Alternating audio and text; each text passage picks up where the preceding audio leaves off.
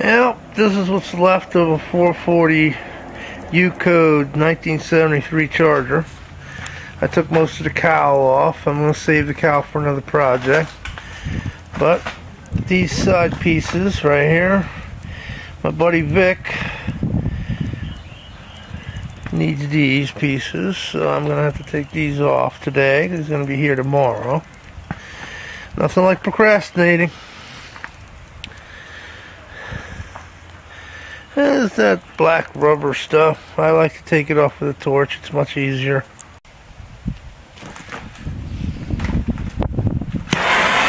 The old propane torch does the job. Warm the back side if you can. Sometimes just warming the top part takes it just off just as easy. See that? Falls right the hell off.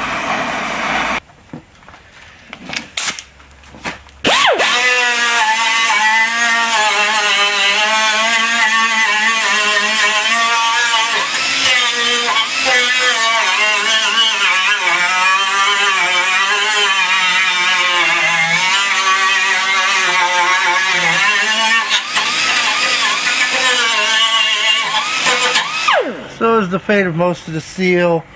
Most of the rust proofing can come off in this little corner. The rust proofing's in there. Undercoat. I'll actually take the paint off as well. It'll soften the paint, so the wire wheel will take that off. Gotta find the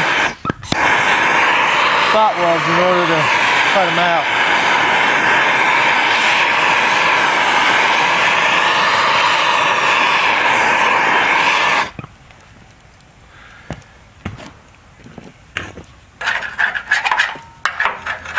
Falls apart pretty easy.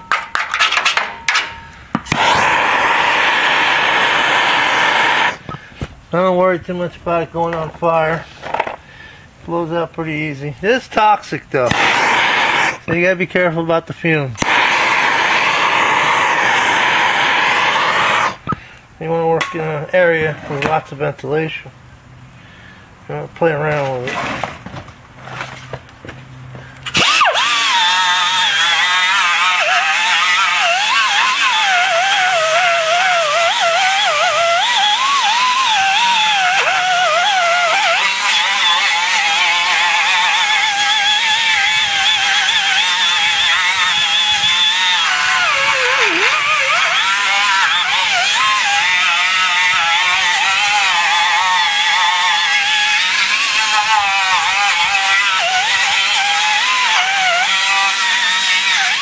I'll save that little piece because it usually gets rusted out. It's in the corner there. Water splashes up. You see one spot weld right there. It's almost like you'll see a little indentation. That's where the spot weld is. That's where you want to put. Take a 1/8, 3/64, up to about a 1/4 inch drill, and just put a divot in there. That little divot, that'll guide the cutter. Because I like using these. These are the ones I like the best, commercially available ones. Because they have a pilot or they have one of these. And I like using them with the Blair actual little stick lubricant. You're not supposed to use them with high speed. You're supposed to use them at low speed. Higher speed wears them out faster. Yeah, it cuts more, cuts faster, but you get less out of them. You get less amounts of spot welds cut out.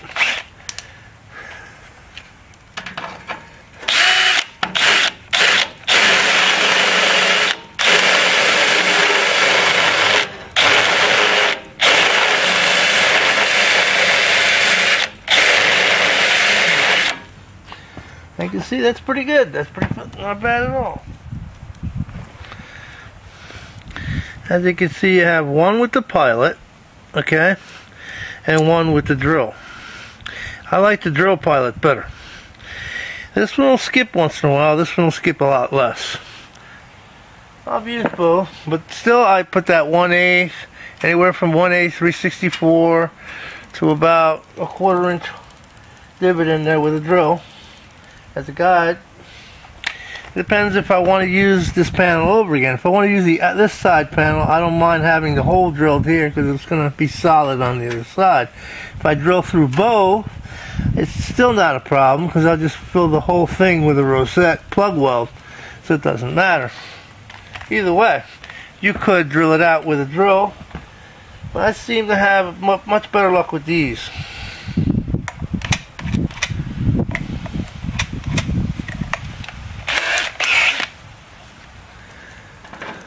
Of course, don't go. Put it on the slow mode.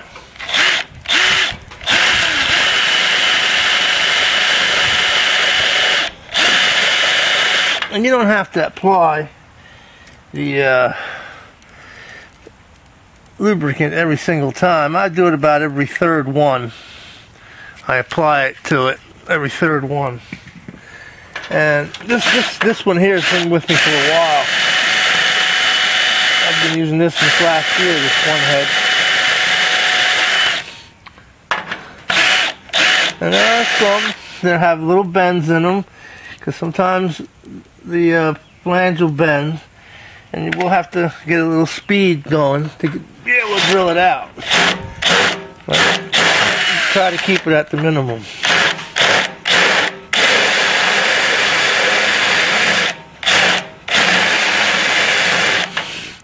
That's why having the lubricant really helps with the life of the cutter.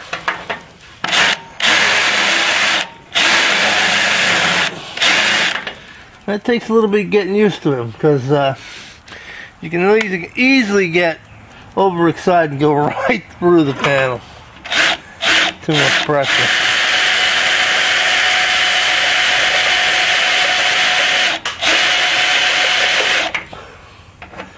See, I'll just start it out. I'll get it to where it has that ring, so it's already got a spot there to continually cut into it. And I might even just move on to the next one.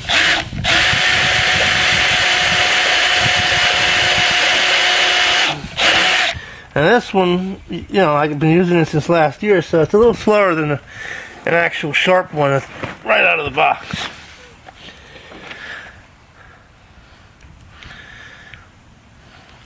One other thing is that both of them have a little Allen screw in the bottom. There's a spring in there, and then there's a guide. So you can actually, when you press down on this, okay, you can actually adjust the depth of its cut by pulling this out or in, either way. Screw it in or screw it out, and you can get a deeper cut or a much more shallower cut. You can take a chisel to this and cut it out with the chisel if you want, or you could just take an air hammer with a nice sharp chisel on that. Just take your time. You don't really need a beast of an air hammer either for this. You gotta take your time and just swing. And continue going around, and you can save this panel and use it later on, as these cars are not going to be all around all the time, and sometimes they don't even make this piece right here anyway. There's another flange that goes this way on this side, and then you got this flange going this way. Okay, I'll just cut the rest of it out and move on.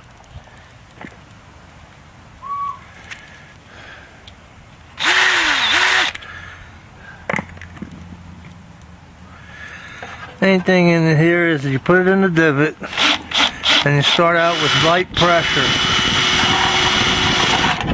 See how it skipped and went out of the way? Put light pressure on it until it starts making its track. Once you start getting that circle of track going around from the teeth, you can add more pressure. I didn't have this side, so it's just sitting on this here, so it just slid. Nice not having a helper to hold the other side, but it's okay. You can see how much pressure I put on it. I moved the whole frame. But that's how you get it started. Once you get it started and you get that ring going, you can go to town.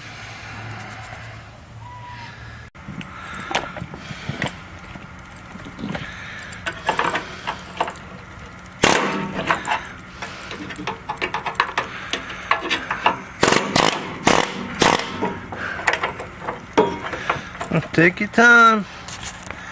Splitting the seam. Kind of bright today with a little sun. But I'm enjoying the warmth, so I don't care. I'm taking care of this.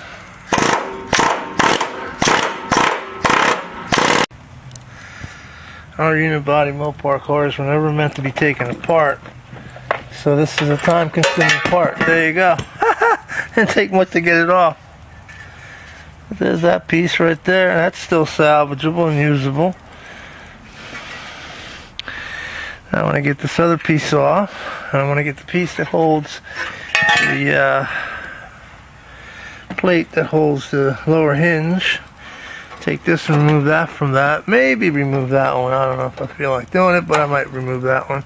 And I'll be able to take the whole thing out.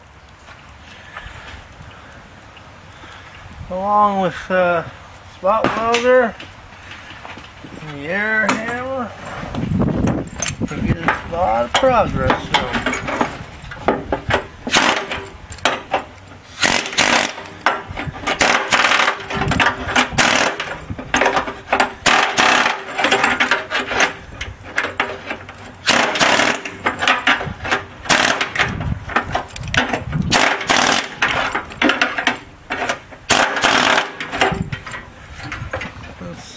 He's using most of this here to patch it. I don't think he needs any of this, but there'll be enough of it if he does. But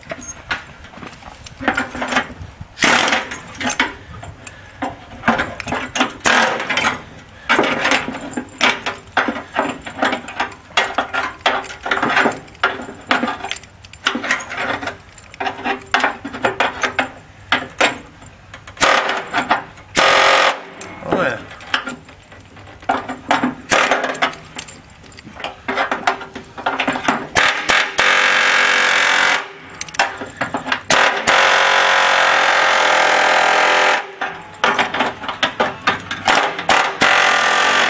Oh no! Well, that's gonna have to get cut.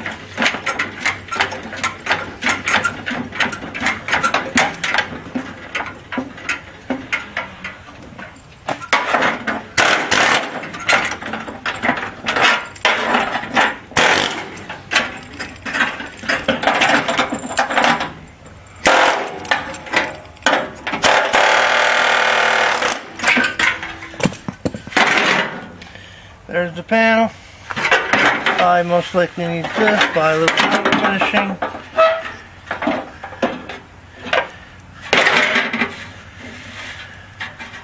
Fix the flange. This part is still good to use as patch. I think this is what he needs. But he wants as much metal, so that's cool. Now I just take the other side and I'll be good to go. You can have the whole thing. So when I get these inside here, there's some torque boxes in it. I'm going to cut them out too. Not much, maybe not reuse them, but at least use them as a pattern to make some new torque boxes. Well, onward and over we go, cutting more metal. Alright, gave him a little sandblast, a quick sandblast with my Eastwood blaster. Gonna put some concrete metal prep liquid on it, clean strip. Cool, Vic. I got your stuff all set up, ready for you to pick up. I got the two side panels for the cow all cleaned up and ready to roll. And you can come get them. Hope you have a safe trip coming down. See you when you get here. I'll put a link to your channel in the description, and everybody, go over and subscribe to him. He's a good guy.